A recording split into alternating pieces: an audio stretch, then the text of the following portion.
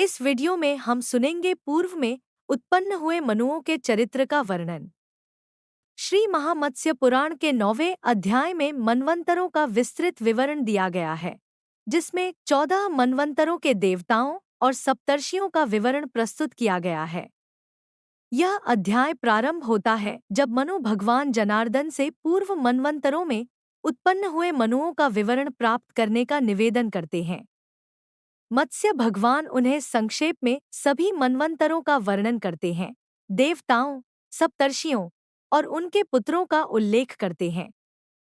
इस विवरण में स्वयंभुव, स्वारोचिष, औत्तमी, तामस, रैवत, चाक्षुष और वैवस्वत मनवंतरों का विवरण दिया गया है।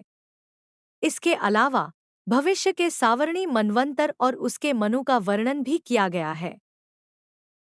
9वां अध्याय मनवंतरों के 14 देवताओं और सप्तर्षियों का विवरण। सूत जी कहते हैं, ऋषियों, इस प्रकार सृष्टि संबंधी वर्णन सुनकर मनु ने भगवान जनार्दन से पुनः निवेदन किया, मधुसूदन, अब पूर्व में उत्पन्न हुए मनुओं के चरित्र का वर्णन कीजिए। मत्स्य भगवान कहने लगे, राजेंद्र, अब मैं मनवंतरों को, मनुओं के संपूर्ण चरित्र को, उनमें प्रत्येक के शासनकाल को और उनके समय की सृष्टि के वृत्तांत को संक्षेप में वर्णन कर रहा हूँ। तुम उसे एकाग्रचित्त एवं प्रशांत मन से श्रवण करो। मार्तंडनंदन, प्राचीन काल में स्वयंभुव मनवंतर में याम नामक देवगण थे। मरीचि, अत्रि आदि मुनि ही सप्तर्षि थे।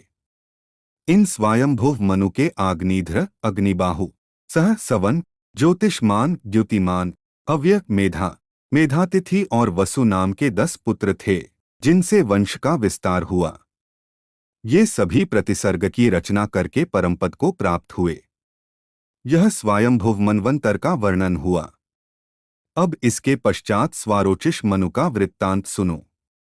स्वारोचिष मनु के नभ, नभस्य, प्रसृति और भानुए 4 पुत्र थे, जो सभी देवताओं के सदृश वर्चस्वी और कीर्ति का विस्तार करने वाले थे। इस मनवंतर में दत्त, निश्चवन, स्तंभ, प्राण, कश्यप, औव और बृहस्पति ये सप्तर्षि बतलाए गए हैं।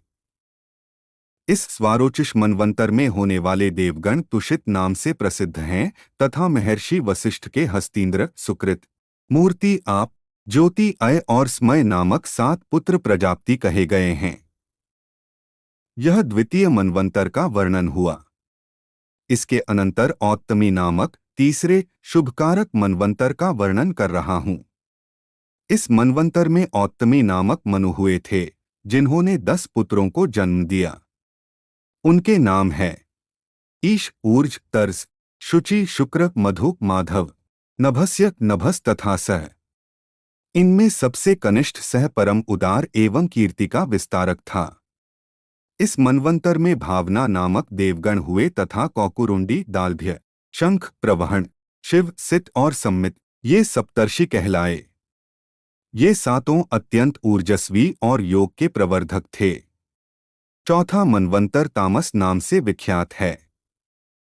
इस तामस मनवंतर में कवि, पृथु, अग्नि, अक्पी, कपि, जल्प और धीमान ये 7 मुनि हुए तथा देवगण साध्य नाम से कहे गए।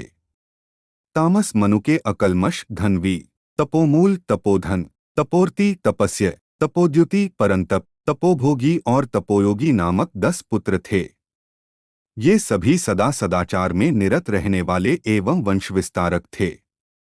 अब 5वें रैवत मनवंतर का वृत्तांत सुनो।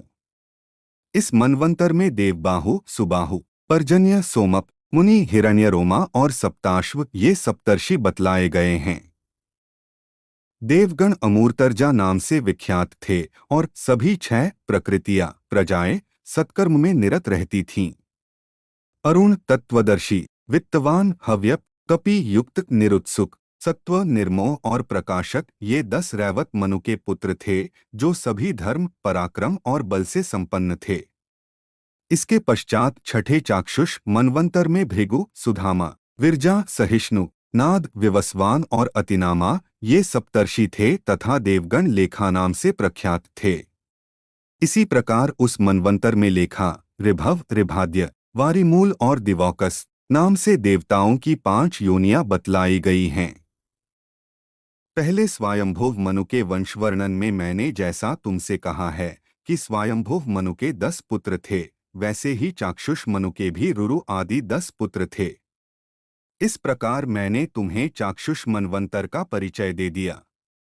अब उस 7वें मनवंतर का वर्णन करता हूँ जो वर्तमान में वैवस्वत नाम से विख्यात है। इस मनवंतर में अत्रि, वशिष्ठ, कश्यप, गौतम, योगी, भरद्वाज, प्रतापी, विश्वामित्र और जमदग्नि 7 महर्षि इस समय भी वर्तमान हैं।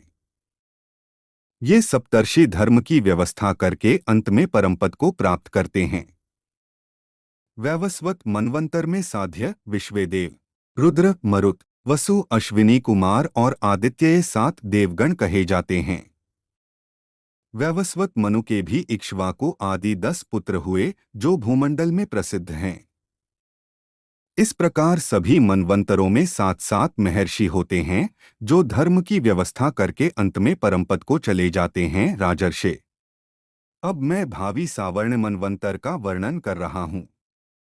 इस मनवंतर में अश्वत्थामा, शरदवान, कौशिक, गालव, शतानंद, काश्यप और राम, परशुराम ये 7 ऋषि बतलाए गए हैं। सावर्णी मनु के धृति, वरियान, यवस, सुवर्ण, वृष्टि, चरिष्णु, ईड्य, सुमति, वसु और पराक्रमी शुक्रेय 10 पुत्र होंगे, ऐसा कहा गया है। इसी प्रकार भविष्य में होने वाले रौच्य आदि अन्यान्य मनवंतरों का भी वर्णन किया गया है। उस समय प्रजापति रुचि का पुत्र रौच्य मनु के नाम से विख्यात होगा तथा उसी तरह भूति का पुत्र भौत्य मनु के नाम से पुकारा जाएगा। उसके बाद ब्रह्मा के पुत्र मेरुसावर्णी मनु नाम से प्रसिद्ध होंगे। इनके अतिरिक्त ऋत, ऋतधामा और विश्वक्सेन नामक 3 मनु और उत्पन्न होंगे। नरेश्वर, इस प्रकार मैंने तुम्हें अतीत तथा भविष्य में होने वाले मनुओं का वृत्तांत बतला दिया। यह भूमंडल 994 प्रायः 1 सहस्र युगों तक इन मनुओं से व्याप्त रहता है, अर्थात इन 14 मनुओं में प्रत्येक मनु का कार्यकाल 71 दिव्य चतुर युगों तक रहता है। इस प्रकार वे सभी अपने अपने कार्यकाल में इस संपूर्ण चराचर जगत को उत्पन्न करके कल्पांत के समय ब्रह्मा के साथ मुक्त हो जाते हैं। द्विजवरों, इस तरह ये सभी मनु 1 सहस्र युग के अंत में बारंबार उत्पन्न होकर विनष्ट होते रहते हैं और ब्रह्मा आदि देवगण विष्णु सायुज्य को प्राप्त हो जाते हैं तथा भविष्य में भी इसी प्रकार प्राप्त करते रहेंगे। इस प्रकार श्रीमत्स्य महापुराण में मनवंतरानुकीर्तन नामक 9वां अध्याय संपूर्ण हुआ। क्या आपको यह वीडियो पसंद आया? कृपया नीचे कमेंट करें और लाइक बटन दबाएं। यदि आप मत्स्य पुराण कथा शुरू से सुनना चाहते हैं तो कृपया इसे क्रम अनुसार सुनने के लिए हमारी प्लेलिस्ट पर जाएं। मत्स्य पुराण को अधिक से अधिक भक्तों तक पहुंचाने के लिए हमारे चैनल को सब्सक्राइब और शेयर करें। धन्यवाद।